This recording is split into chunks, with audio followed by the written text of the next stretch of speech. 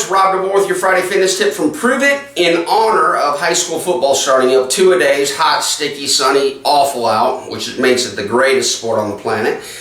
We are going to do a little chalk talk where I'm going to draw up some diagrams, some slides that I put together to help you better understand a topic that I think is super important, and it'll help you expand and grow your conversation as you see the application for ketones as a viable fuel source now that we can drink them with KetoOS, our ketone operating system from Prove It.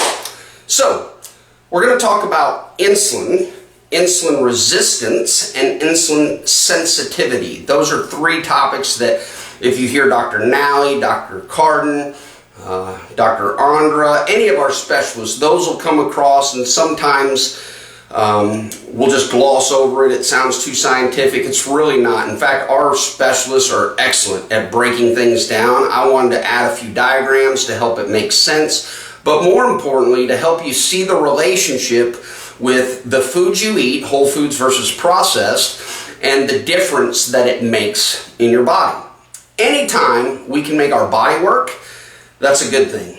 Anytime a machine does what our body was supposed to do, i.e. processed packaged foods, that's a bad thing. So, the first diagram is going to illustrate just our simple formula. We've got a cell, we've got bloodstream, and we need to take what we eat from the blood into the cells to make energy.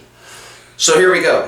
When we eat food, it converts into a fuel source called glucose. We all know it well, the other being ketones. There's two and there's only two. That glucose, as you'll see, can't make it into the cell because it runs into a door with a lock.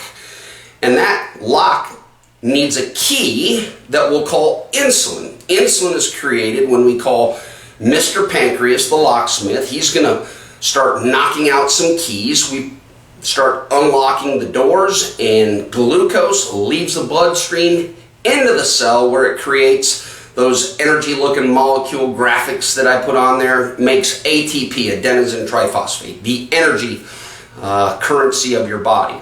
Now, let's look at another example of how ketones come into play. Well, now that we drink ketones, you'll notice when ketones are in the bloodstream, there doesn't appear to be a lock on the door. So, we don't need to call Mr. Pancreas. We don't need to wake up the locksmith. We don't need any keys to make it through the door because there is no lock.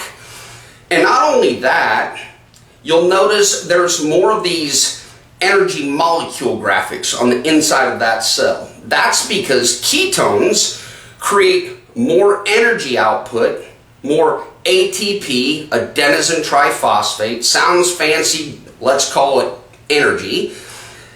Ketones make more of that with less oxygen, one of the necessary ingredients, than glucose. So, there is a easier pathway towards better energy using ketones. As you can see, glucose needs keys, needs to call the pancreas, pancreas needs to create some keys, needs to unlock the door. They make it inside the room, the cell, and it makes a little bit of energy. Ketones, we don't need to call anyone, we don't need keys, we don't need to find the right way to get in. We just go on in. We walk through the doorway and we make more energy.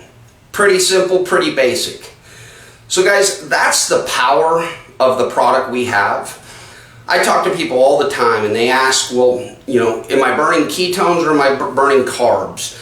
Well, you're burning both, but here's what I would tell you. Calorie for calorie, let me ask you this. Which form of energy do you want in your blood? Do you want one that requires additional steps, even to the point where people can become insulin resistant? What does that mean? Well, as we eat processed food, remember a while back I talked about we got brown rice. Flip over the package and it just says rice. And then we got Uncle Ben's steam in the bag rice. Well, this has already been processed. One of my mentors, Jimmy the Fat Burning Coach Leach, says a machine has already done what your body was supposed to do. So if I were to eat the whole food rice, there's a process. So there's a slower release of that glucose into the bloodstream because my body has to process that food. That's a good thing.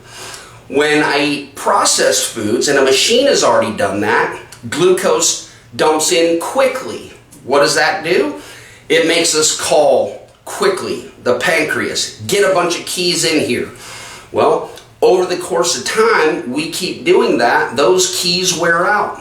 Next thing you know, we need another locksmith. We got to call someone else for backup. We need to make more keys, i.e. type 2 diabetes. So, as simple as looking at the ingredients on the back of your packaging, if you learn nothing else from this, understand, if you control and own your insulin and how to keep it sensitive to the foods you eat by making choices that are single ingredient whole foods, foods that take time, effort, and energy to break down into glucose, that's a good thing. So, that's your Chalk Talk for Friday, first week in August. Super excited to be with you. We'll continue the conversation next week as we get into type 3 diabetes, aka Alzheimer's.